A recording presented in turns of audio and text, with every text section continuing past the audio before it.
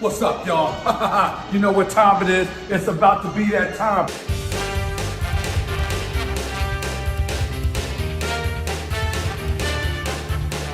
Damn, son, where'd you find this? Then this speck is Mercury. This is Venus. Mars. Jupiter. Saturn. Savage. And we're back. One Piece 1086 is out, and Oda blessed us with another schmanger before he goes off to get laser beams implanted in his eyes, and then train with Professor X on how exactly to use them. Optic Blast. Now, we are going to be without One Piece for 4 or 5 weeks here, but that doesn't mean that we're not going to have content. There's theories, streams. We've got Tadum on Saturday, which means some live action content, so make sure that you are subscribed. This particular video is going to be very scientific. The next one is going to look at the biblical side of all of this, so stay tuned for that. I know I've been teasing it. But, like I said, we're staying scientific, and the story has been very scientific since we entered Egghead, but also even back ever since we learned about the Sun God, things have been very heliocentric. And now, we finally got confirmation. We were already believing this once we learned out about St. J. Garcia Saturn, that the other Gorosei member names would be labeled after planets. Confirmation is here. And Oda thinks he's slick. He thinks he's slick, right? But we have been waiting a very long time for this, and I'm going to call upon a special friend to tell us exactly how long we have been waiting. It's been 84 years. No, it has not been that long. No, but it has been exactly 21 years. Chapter 233, the introduction of the Gorosei, was June 10th, 2002. Oda thinks he's slick. It is June 11th, 2023 when I am recording this. Exactly 21 years and 1 day from that. Quick maths. Names of all of the Gorosei. And they are all positioned in the same way that they were in that introductory panel. Wow. So we meet St. Marcus Mars, which Mars, hey, following the channel, you know exactly why he's my favorite Gorosei. We've got Gorbachev has a name. Saint Topman, Warcury. He is Mercury. Then we've got Saint Ethan Baron V. Willa V. Nizjuro. V. Nizjuro. Venus. Okay? He is Venus. But then there's also Nasu in the name when you sort of break it all out, which means eggplant. And furthering why Zoro is going to fight this guy, because Sanji's nickname given to him by Zeph when he was a kid is Chibi Nasu, little eggplant. So it will be spiritually like he is fighting Sanji. The puns, they're all there. And I got a comment saying, how are we supposed to take this guy seriously with a name like Ethan? Have you not seen Mission Impossible? And then we've got Saint Shepherd Jupiter. It's all revolving around the sun, and you know what? There are some other planets besides that. And those correlate to the ancient weapons, and that's what we're going to get into. What exactly is the mother frame and how it applies to the ancient weapons. So, like, comment, subscribe. If you are feeling the vibe, we're getting into this. Here we go.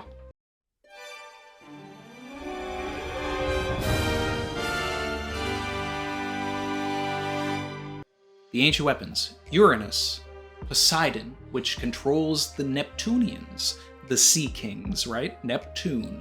Pluto, Pluton. This is all here. Now, you know, if you've been following the channel, that I believe that all of the ancient weapons are something to be controlled and the humanoid conduit that controls them. So, you have the Neptunians, the Sea Kings, and you have Shirahoshi, the humanoid component that uses the voice of all things or some ability to control them.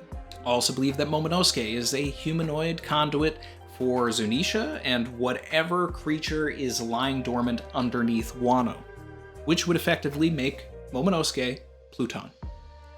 But I've always been saying, and it's mostly agenda speaking, but I still believe it, that Princess Nefertari D. Vivi Like a Tribe Called Quest. You say the whole thing. is Uranus, and the humanoid conduit for whatever air creature is Uranus. In this chapter, we also got a new angle on everything that happened during the Lelucia incident, 1060-1061. We thought it was this grand plan to take out Sabo. We had all these ideas. No. It's just because it was close. Emu wanted to take out the binoculars and be able to see the destruction. How evil are we? It's one of the most evil things in the series. Gotta love it. Shout out to Oda. Good writing. And the great One Piece theorist Ivankov comes in and starts laying their theories down, basically confirming to the community that Emu is 800 years old at least, right? And take this as face value. Oda's not going to take this W away from Ivankov. This is a win. This is not a red herring, guys. Okay, but anyway, Ivankov said, what happened in Lelucia sounds like it was an ancient weapon. Another thing to take in face value. Now, Emu says, let me use Vegapunk's creation. Now, they can be both. They can be both. When we arrived to Egghead, we met a veritable army of sea beasts that had these mechanical constructions on their heads, essentially inhibitors to their innate desires. A mechanical version of Tama's fruit, if you will. What if Vegapunk, because the sea beasts are basically mini sea kings, right? But let's think about this. They're also very vicious, very hard to control. Vegapunk managed to do it. So what if these are the prototype? What if Vegapunk figured out a way to build one large enough to put on a true Neptunian, a true Sea King, and control them? At which point you don't need Shirahoshi anymore. You don't need the conduit because you've done it with technology. What if Vegapunk was invited to meet with the Gorosei based on perhaps such findings or research that he was doing? Or maybe they just knew how smart he was and introduced him to the idea that they had Uranus at Marijoa lying dormant. And because there was no conduit, they couldn't use it. So they basically commissioned Vegapunk, gave him Egghead, gave him whatever he wanted, so that he could build this device to control this perhaps giant bird that is Uranus. Perhaps this is the ancient treasure that Doflamingo spoke of. Vegapunk essentially has removed the conduit using a mother frame, a motherboard mainframe. Computer terminology. Yes, it rains fire and flames from Mother Emu, right? And even has Emu inside of it. But the double entendre shouldn't be lost, especially with all of this technology that's roaming around and these headsets, different things that Vegapunk is creating, and he met with them for a reason. It definitely was to create something to utilize Uranus, and if it is recreating it entirely, then that's what we're getting in that cover story as well. But this also explains one of my main concerns with having this ability was, why didn't you just use this during Ohara?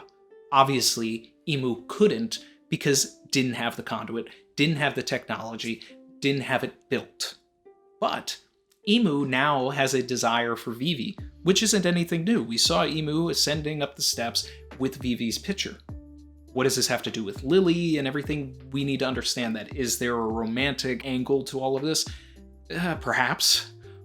Or, let's make it plot related. Vivi is an ancient weapon, and there are only certain parameters or a limited number of uses that this mother frame can actually use.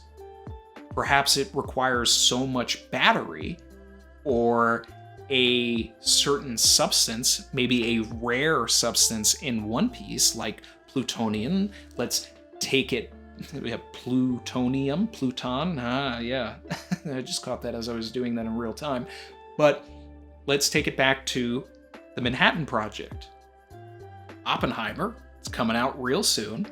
We have this Einstein figure in Vegapunk. Einstein was not part of the Manhattan Project, but he did consult with people that did work on the project, and on his deathbed regretted talking with those people and letting them know that it was possible.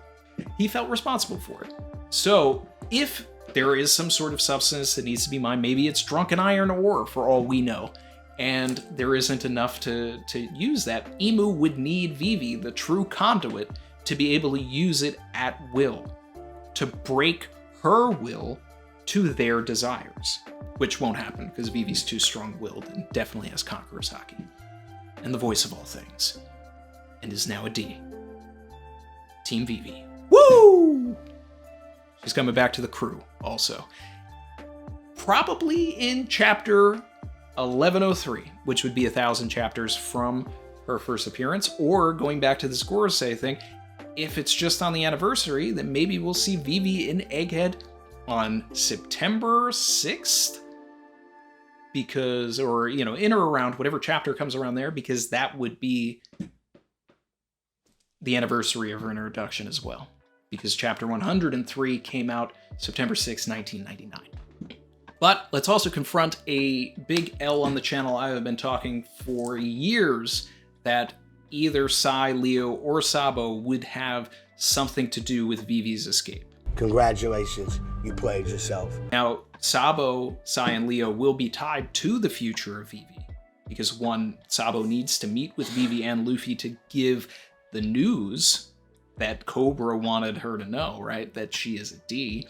And Jabra was specifically telling her about what Sai and Leo did so that she can clock that when she sees them again when they're part of the Grand Fleet, and perhaps have a conversation with them then, because you only get told something random like that if it's going to come back later. But the theory was she would get the Beaver cards from these characters, and that would take them to Luffy. But it seems like Morgans is just invested in what's going on there because he wants the scoop. He wasn't there for Ohara, and he's not going to miss Egghead. So that blimp is on its way, and I love it. While we're on the topic of Sai and Leo, let's talk about this week's death. Oda keeps the murder spree going. R.I.P. moment of silence for Saint Don Quixote Miosgard. In the arms of the angel, fly away from here. I got a comment recently saying I've been overusing that gag. Well, the answer to that is, Oda, stop killing people, damn! Speaking of all of the planetary stuff that we've been talking about today, with the Gorosei being named after planets, right? There is one missing. That is Earth, right?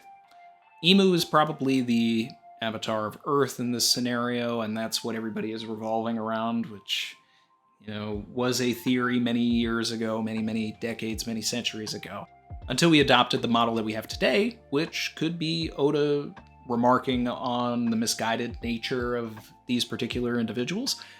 Maybe, who knows? We know that in the Nolan flashback, we were introduced to 4 gods. Sun God, Luffy, right? And there's Rain God, which I think is Vivi. She made it rain in Alabasta. Earth God, Forest God. Emu might be that Earth God, people, you know?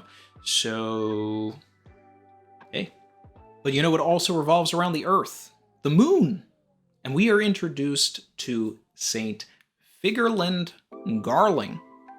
And this man's face is a moon. Just to keep it all going. And you know what he's doing? He is executing a man in a space suit. Crucifying him.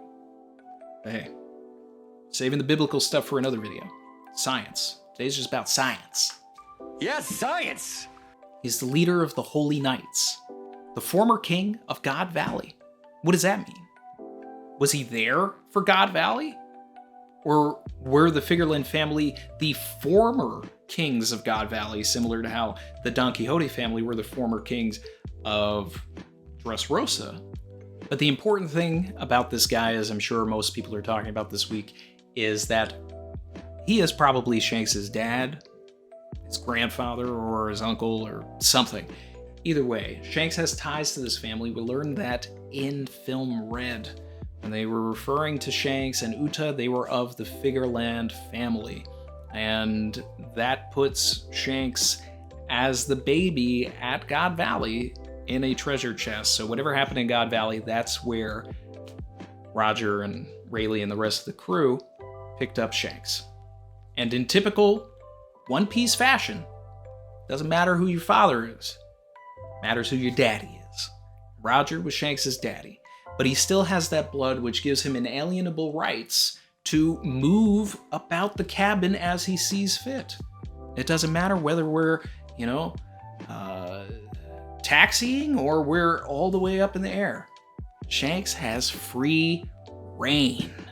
That's how he can walk onto a battlefield, and say, stop. This is done. I'm ending this. And people just go, hey, it's you. Hey, are there any other celestial dragons or saints here? No? Well, sorry, we all have to curtail to this order. Okay. So, Shanks, he's a celestial dragon. Basically confirmed. It's not fully outright on the page yet, but all of the pieces are there. It's been a theory for many years. This is settling it. And this man's ideals are definitely not in keeping with what I believe Shanks' ideals are. So, evil Shanks theories in the mud. A lot of people have been talking about the meeting between Shanks and Whitebeard. It was coming up in the streams a lot. And Whitebeard saying to Shanks whenever he sees Shanks' face that it reminds him of a particular scar. Does this apply to Figureland Garling? No. Nope. No. Definitively, no. It's a fun idea and a fun thought and a go-to thing to do, right? But Whitebeard's talking about Roger. That's it. And it would be interesting, and if there was anybody that would know, right, Roger probably would have told Whitebeard, but Whitebeard was there on God Valley. He was on Rox's side going after this dude, right? And Roger was protecting this dude, seemingly, from Whitebeard and the rest of the Rox pirates. So the key thing here is also in that chapter, Whitebeard says to Shanks, like, hey, you've come a long way from being an apprentice on Roger's ship. That's how Whitebeard associates Shanks. He doesn't know that Shanks was a kid in a treasure chest that Roger found. That's nothing that I believe came out of any conversation that Roger and Whitebeard had. But it is a fun idea to think about. So I don't blame anybody for, leaning into it. It's kind of cool. But definitively, I'm going to say no to that one. I'd really love to see how Sai and Leo react to learning that their actions got Mjosgard killed. I always like to see how characters react to certain things happening. Oda doesn't always do it. Like even here he's avoiding showing us Vivi actually getting the news of her father's death. I'd like to sit in that despair a little bit. I'd like to see the resolve that comes from that. It was also fun seeing Igaram and Chaka again. There was one panel that was just all lines. I don't know. I feel like that's just wasted space there. There was nothing there.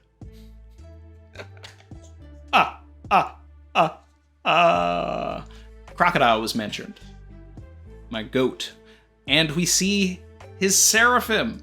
This development is so exciting that I'm going to dedicate an entire video to what fruit I believe S-Croc has. So stay tuned for that. We saw Gizmonda from CP0 looking for Vivi. We saw Spandam, who also really shouldn't be there. That man should be dead. And some other, maybe a CP9 guy looking for Savo. Where we go from here, we're going back to Egghead.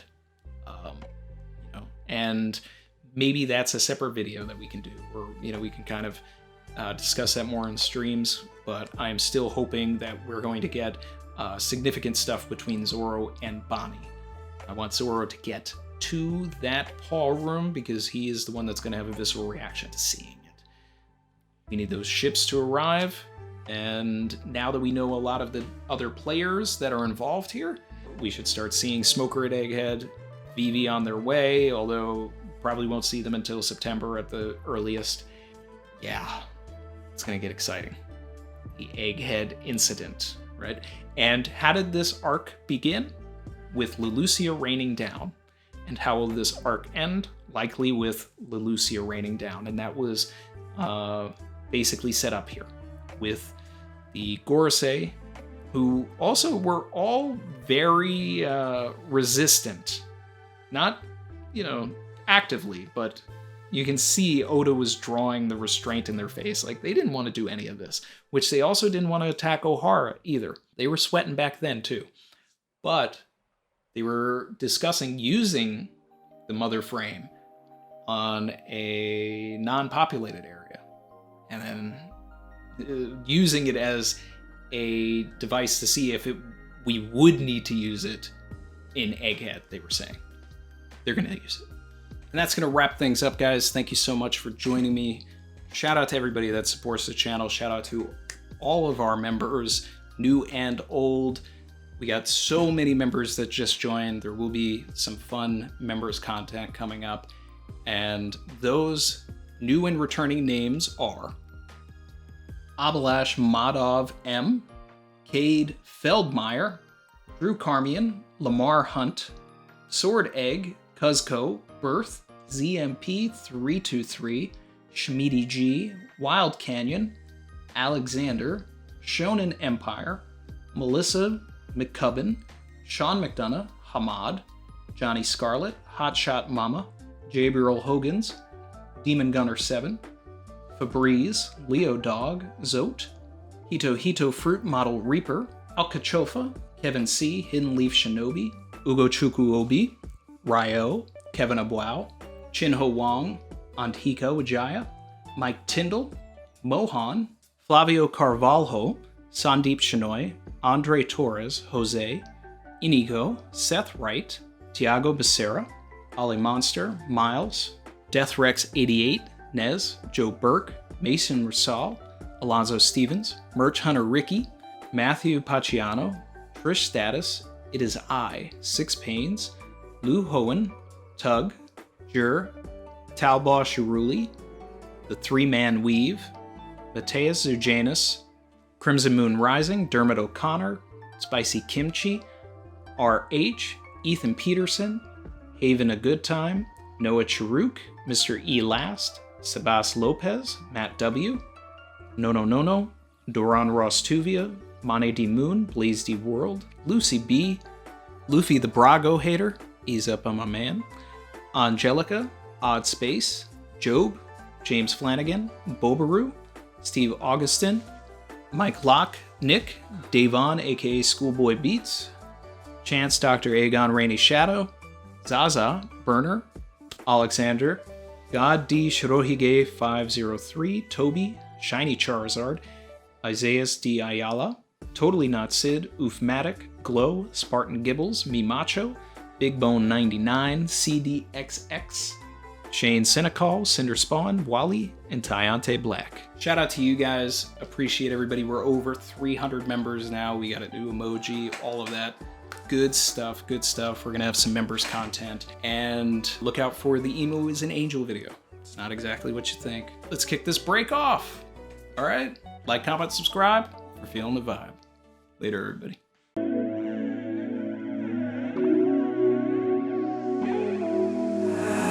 I've been swimming deep, deep. Savage.